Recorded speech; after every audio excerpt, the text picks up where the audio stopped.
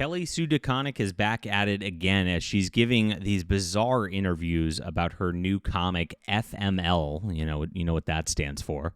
It's just some weird, I guess, hippie punk metal whatever slop sort of thing where it's very edgy boy 2000s.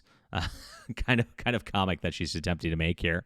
But this is what they do. And it's all about politics with these people, as you've known all the way along. And she's one of the most famous people in the comic industry for, of course, pushing the radical feminist agenda that got us to this point that really wrecked comic book sales. Very funny, because a couple years ago, her and her husband lamented how comic book sales were just completely tanking. And they are, after what they did. And remember, she's the famous one who went out there who said, if you don't like my politics, don't buy my book. Yikes. Terrible stuff. But this is what the comic industry is, and this is exactly why we fight. These people have pushed very, very hard to blacklist conservatives and Christians from the industry to try to change things and, of course, make comics into an unreadable mess. So I'm glad you guys are here and glad you found us. Please hit the like and subscribe button and join us as we're building a new comic industry from the ashes right here. We're doing so with independent works that are awesome, that are fun, that are making comics great again, and I'm glad you are here to check things out. So the first thing you can do, guys, sign up for my newsletter in the description below. You get 3 free books for doing so, $50 value just for being here. I've got 9 current graphic novels in development that are the best in my career, and I'm doing crowdfunds because these guys in the mainstream industry got me banned from Kickstarter because I do this commentary right here. They're scared of me. They're scared of my competition. I made a $50,000 Kickstarter, and then I tried to launch the next one. They banned me at that point because, of course, I was getting too popular, and they just really wanted to kneecap me. So this is the only way I actually get to talk to people because I can't see people on Kickstarter. You can't get that natural foot traffic for my comics anymore. And so I would love for you to be on my newsletter. Don't miss my next comics. They're so great, guys. You're going to have so much fun with these. We got science fiction. We got fantasy. We got superhero books. Everything's coming. And, of course, we're just starting because I'm having so much fun. Now, I also have a web store. So if you want to check out my books in the description below, I would recommend starting with Overmind or Deus Vult. These are 2 great books that you'll really enjoy. And I also have digital versions to make it easy for you, especially if you're overseas and the like. I just want to make sure everybody reads. A lot of the comic industry problems are systemic, where they try to build this fake collector's market around 50,000 variant covers or whatever. And I'm all about getting people reading. I think that's where the comic industry's failed a lot, and that's where people like Kelly Sue DeConnick are not paying attention. So please support us, guys, in the description below. Thank you so much for doing these things and being a part of our community here. We have a Discord as well if you want to hang out. Appreciate you.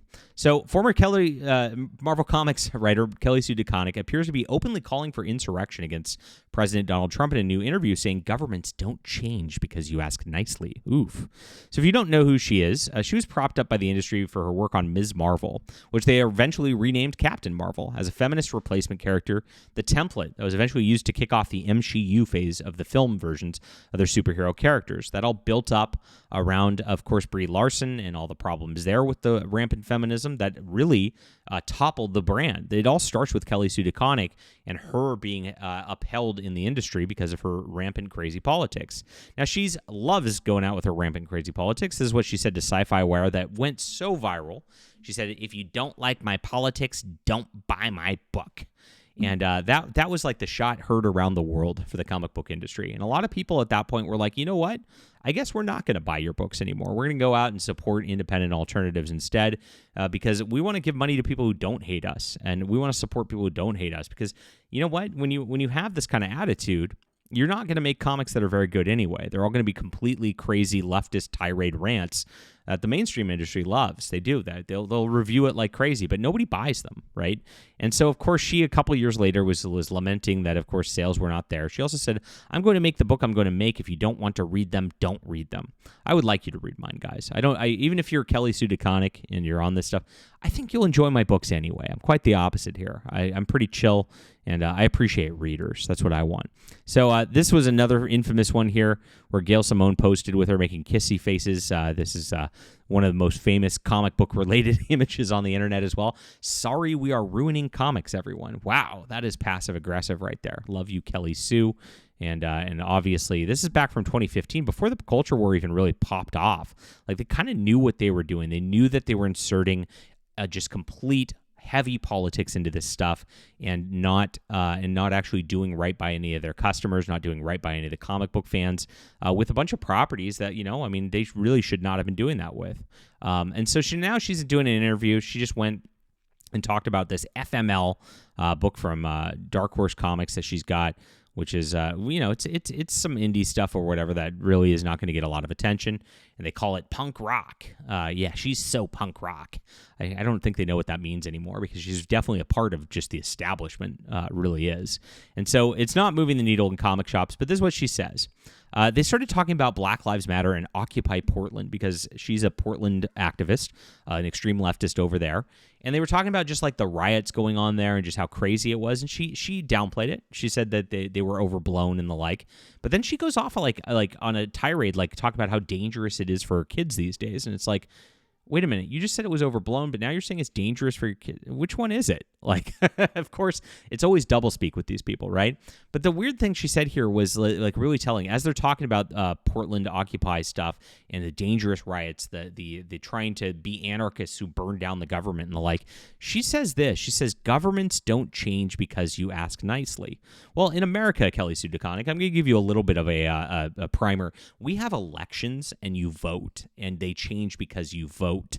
And it is actually a process where you actually discuss issues, you come up with what's going on, and then you come up with an agenda that you think's best for the country. And then people vote on whether you think that's the case or not. And what happened was people very much voted 3 times in a row, 3 elections, undefeated champion, Donald Trump as president of the United States. And this third term that he's actually enacting right now is exactly what the people want. People want this for the government. And they changed because people like you were running things in the corrupt Barack Obama area, and they saw exactly what was going on. Then they saw it with Joe Biden when Joe Biden stole the election, and they saw that there was nothing at the wheel. It was asleep at the wheel. And so, of course, the people spoke. They said, we don't want any more of this. We're not going to go for your Kamala Harris feminist nonsense that you've tried to implement in comics. And so governments change because we talked about it and we voted, yes. Now, what this implies right here is that that's not enough for Kelly Sue DeConnick, and this is the way that these people think. This is the mainstream comic book industry. When you're supporting Marvel and DC Comics, this is literally what you're supporting, because they've blacklisted all conservatives. They've blacklisted all Christians. What they've done is they've gone out and they've made sure that none of us work. In fact, they won't even allow us to. They'll mass report us on Kickstarter and the like, so that we can't be there. Indiegogo hides our campaigns now because they report us there. They want to shut down our business because they don't even want to compete with our comic books. And look, my comic books aren't political or anything like that. It's just Kelly Sue DeConnick knows she can't do it, right? And so it is what it is. I mean, FML just doesn't really hold a candle to Days of Old. It really doesn't. I mean, just being honest.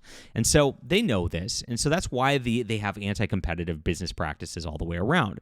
And they want us dead. They want us gone. And so this is what she says. Governments don't change because you ask nicely. The implication of this is that because she's talking about the Portland riots and the like, is that you should be rioting and that Portland should be rioting. Well, I'm good with Portland burning down. Go burn yourselves down far away from us, right?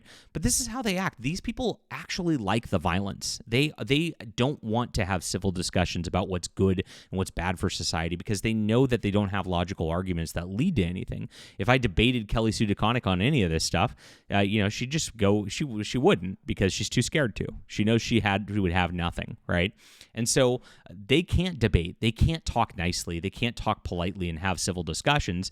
They have to go full violence, and that's what this comes down to. Very scary rhetoric right here. I condemn this, by the way, and I disavow. Just in case it's clear. So this gets weird. So she knows it's a thing. Being in lockdown during the pandemic, this is what she said, and feeling like the fires were closing in, because they literally were. The evacuation zone was within a mile of our house, and we're a 3-generation family, 3 dogs with 130 pounds. Where are we going to go? That was terrifying, she says.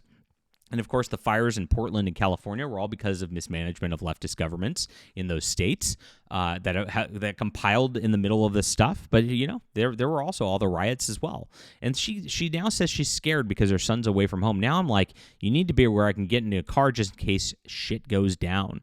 Shit goes down. Again, very violent things that she's imagining in her head. And who's going to cause, quote, shit to go down with this violence? It's going to be her people again, because they're violent and they're, not going to ask nicely to get the government changing, right? So you could see what she's implying. She knows that the left is going to go unhinged, it's going to go even crazier, and that they're going to start enacting violence. And so she wants her kids close to home. Well, maybe she should look in the mirror and go, wait a minute, maybe it's my leftism that's the problem. Maybe I'm causing the problem with this violent rhetoric, with this hateful attitude towards other people that they never reflect, though. They never reflect. It's very, very sad. And this is what we have now. Because, this is where the comic industry's at. But we are making an alternative, my friends, and so you don't have to just be stuck with the FMLs anymore, my friends. Get on my newsletter. Make sure you don't miss any of the upcoming comics. Great stuff coming up this year. I can't wait to show it to you. And you can get my current books right now in my store in the description below. Support our channel and hit the like and subscribe button. What do you think about this? Leave a comment down below. We'll be back soon.